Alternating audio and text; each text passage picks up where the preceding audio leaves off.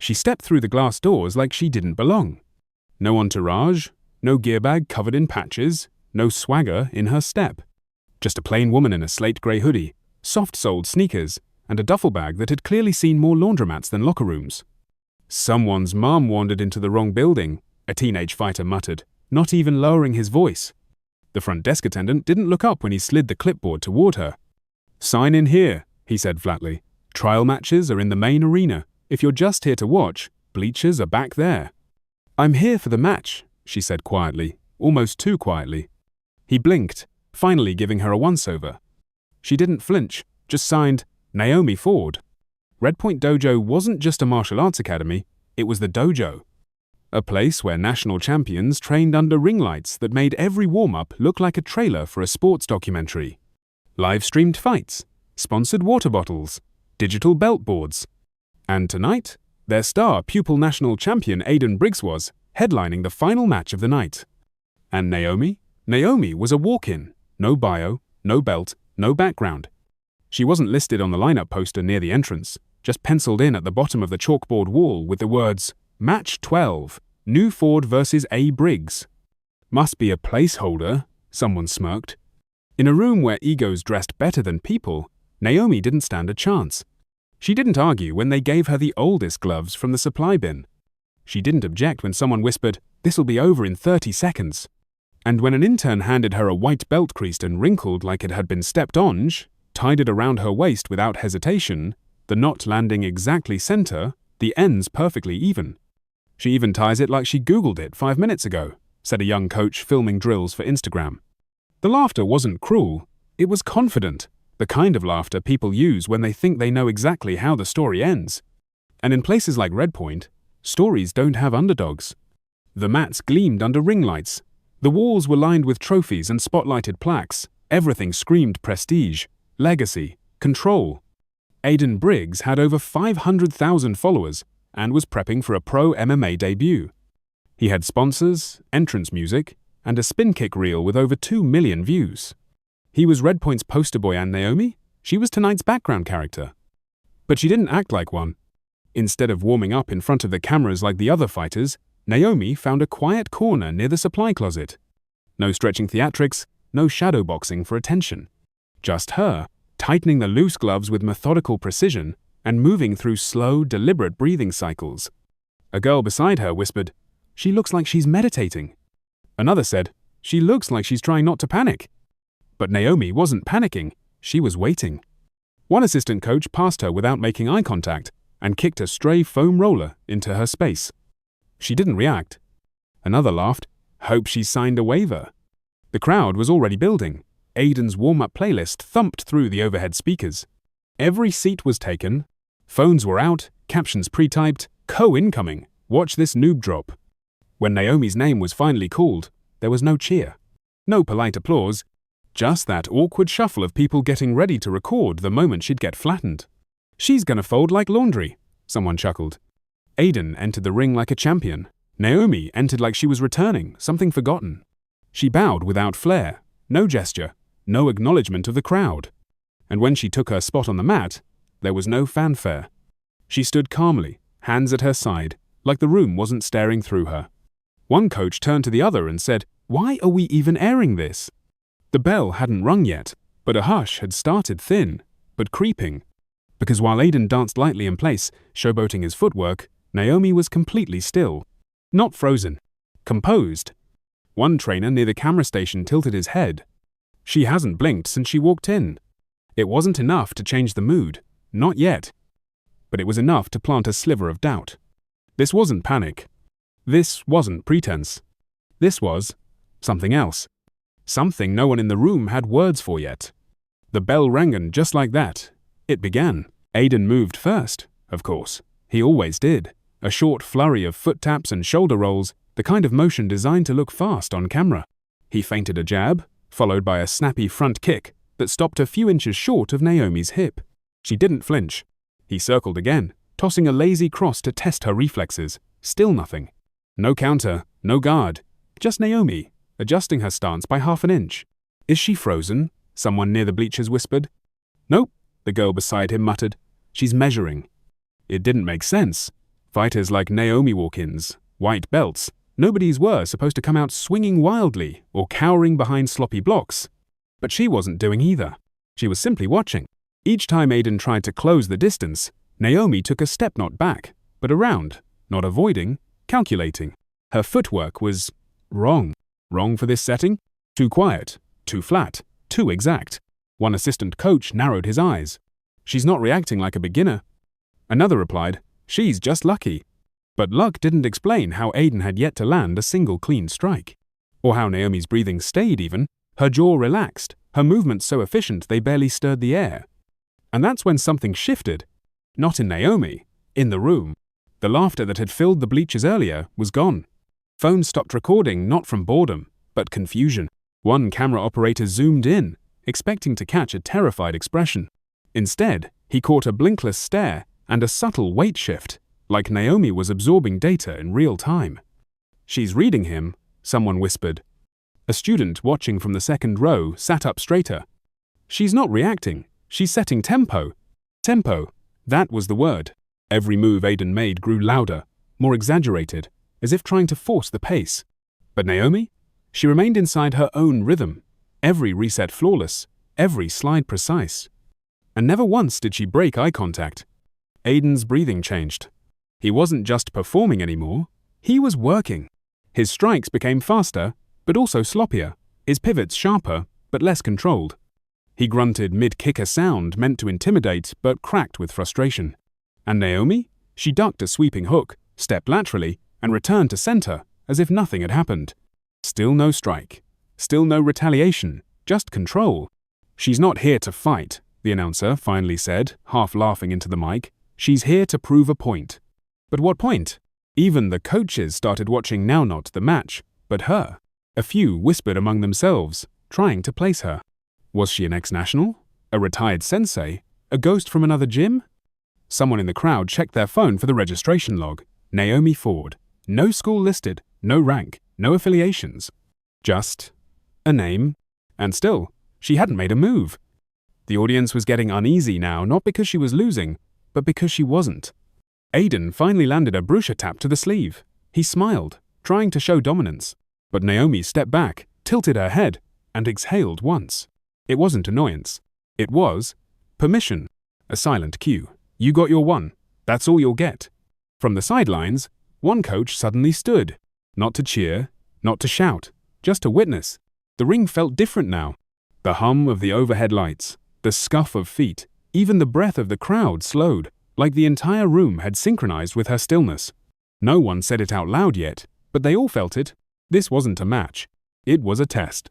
And Naomi Ford was grading every second with a kind of mastery that couldn't be taught on camera.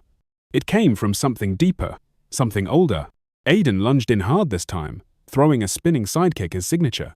Naomi dropped, not backward, but down off the line of attack and reset again. Calm, grounded, balanced. No counter, no theatrics. She's not defending, a black belt muttered, stunned. She's dictating. The silence in the room had weight now, like everyone was holding a collective breath. Because suddenly, it wasn't about the fight anymore. It was about the truth. And that truth was becoming obvious. Naomi didn't come here to prove she could win. She came to reveal that they had already lost. The ring clock ticked into its final 30 seconds. Aiden's shirt clung to him, now drenched, clinging in patches across his chest. His kicks were wild, off-tempo, his breathing loud, labored, laced with disbelief. Naomi still hadn't thrown a single strike, but no one was laughing anymore. From the bleachers to the coaching deck, silence spread like fog, thick, still, heavy. Every eye in the dojo was locked on one truth they could no longer explain away. He couldn't touch her. And she hadn't even tried. Then, it happened. With 22 seconds left on the clock, Aiden went for it. His signature, the cyclone hook kick. A fast, full-spin rotation off his back foot meant to end matches and break highlight reels. He launched. The crowd inhaled. But Naomi didn't move back. She stepped in. In a fluid drop of weight and pivot, she entered his blind spot. Her hands coiled not into fists, but into position. She caught his leg mid-turn with a soft parry just above the ankle. Fangently, as if folding a sheet, she placed her palm against his chest. Not a strike. A shift. A single, exact redirection of balance.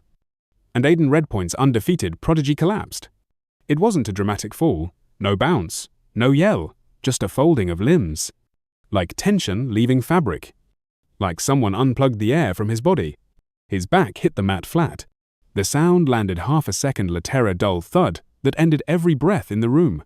The ring timer froze at 7 seconds. The drone camera above hovered, unsure whether to keep rolling.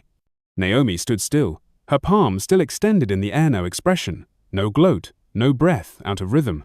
A water bottle dropped from the bleachers. No one picked it up. No applause. No gasps. Just stillness. Then, the side door opened. A man in a charcoal blazer stepped inside. Polished shoes. Leather portfolio. No lanyard. No need. He didn't walk like a guest. He walked like a shift. He stopped just inside the mat, looked once at Aiden's crumpled form, then turned to Naomi and bowed. Not a nod, not a polite tilt, a formal ceremonial bow, arms straight, head lowered. The dojo had never seen one like it. A ripple passed through the instructors. The man stood and said, calmly, evenly, without a microphone, but with the weight of a verdict, "Chairwoman Ford." The words hit like a gong. Not yelled, not explained, just true. No one breathed. He opened his portfolio and removed 2 simple documents and a black access keycard. No seals, no logos, just paper and authority. He held them out with both hands. Naomi stepped forward, accepted them silently. No words, no smile, just truth received. The man turned slightly to face the crowd. As of this morning, he said, Horizon Athletics Group now holds controlling interest in Red Point Academy. All operations and licensing report to Chairwoman Naomi Ford. Somewhere behind the bleachers, a clipboard clattered to the floor. One coach staggered half a step. Aiden was still on the mat, still breathing, still stunned. The leaderboard wall, frozen since the start of the match, flickered and went dark. A staff member ran to reboot it, then stopped. No one wanted to touch it now. A girl who had laughed earlier, one of the newer students, watched Naomi from the benches. Her face had changed. Not fear, not regret, something else. Recognition. She nodded, small and slow, like an apology without words. Naomi returned the gesture, just once. The front desk manager moved on, instinct closing the livestream tab, not by order, but by instinct. The match was already viral, but this wasn't about content. This was about correction. No one needed a press release. They had seen it for themselves. The assistant coach who gave Naomi those loose gloves, gone from the internal roster by nightfall. The head coach, dismissed before he reached his locker. The leaderboard, refreshed quietly by midnight. Naomi's name now appeared not in a belt tier but above them all. Administrative, owner, chair. Aiden's sponsor tags vanished from the scrolling banner, one by one. No announcement, no hashtags, just silence, replacing noise. No one said goodbye to him, no one helped him up. He sat on the edge of the mat, head lowered, hands resting on knees, eyes unfocused. And Naomi, she bowed once to the ring. No drama, no audience, just acknowledgement of a place she now led. She turned, walked past the stunned instructors, the trembling interns, the students, who no longer met her gaze. They didn't avoid her from fear. They stepped back from respect. Because they finally understood what they had missed the moment she walked in. She wasn't a mistake on the schedule. She was the one who wrote it. Naomi didn't linger. She didn't turn to look at the cameras, didn't wait for applause that would never comment because it wasn't deserved, but because it wasn't needed. At the edge of the ring, she untied the white belt, slowly, carefully, the same one they'd handed her without eye contact, the same one they all assumed would be tossed aside in less than a minute. She folded it once, then again, until it formed a compact square. She placed it on the bench, not with contempt but reverence. It had served its purpose. It had carried the lie just long enough for the truth to arrive. Around her, no one spoke. A few students still held their phones not recording, just holding them like props that no longer had a role to play. The dojo didn't collapse, it emptied. And in the quiet that followed, something steadier began to hold. Naomi walked to the exit. The same tile underfoot, the same hum of overhead lights, the same air-conditioned coolness of performance spaces designed to impress. But now, the air felt different. People stood when she passed. One instructor who had laughed earlier lowered his head slightly, unsure whether to bow. Another nodded, hand pressed briefly to his chest. Even the front desk assistant, the one who hadn't bothered to pronounce her name correctly, rose to open the door before she had to reach for it. She paused just for a moment, letting the light from the hallway catch her shoulder, letting the stillness settle in fully behind her. And then she stepped out. No wave, no farewell, just the soft click of the door closing behind her. Inside, no one dared to move first. The white belt remained on the bench. 1 week later, Red Point's homepage quietly changed. No press release, no flashy announcement, just a grey banner at the top of the page. Now under new leadership. The leaderboard still updated. The class schedule still refreshed every Sunday. But now, instructors bowed when entering the mat. Fully. Phones weren't allowed during trial matches. The digital belt board no longer glowed. And the phrase viral potential disappeared from every marketing document. No one mentioned Aiden anymore. His photos were gone. His highlight reels deleted from the pinned media. His name simply no longer appeared. As for Naomi, she didn't give interviews, didn't join podcasts, didn't go live. But her presence lived in every inch of what remained. In the new code of conduct posted beside the water station, in the way students waited quietly before matches, in the stillness that used to feel awkward, now sacred. At the bottom of the class list, a new course had been added. Foundations of Stillness. No description, no tagline. It filled up in 48 hours. On a rainy Tuesday afternoon, a new student arrived. Mid-30s, nervous energy. No belt, mismatched gear, shaky hands as she filled out the clipboard. She paused before signing, glancing toward the mat through the studio glass. The space was empty at that moment, quiet. And in that silence, something invisible stood there with her. Not pressure, possibility.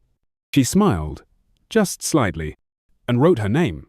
Power doesn't always arrive with noise.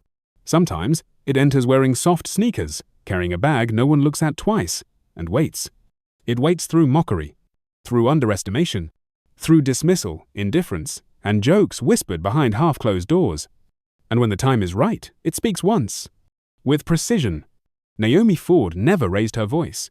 She never demanded recognition. She didn't correct their spelling.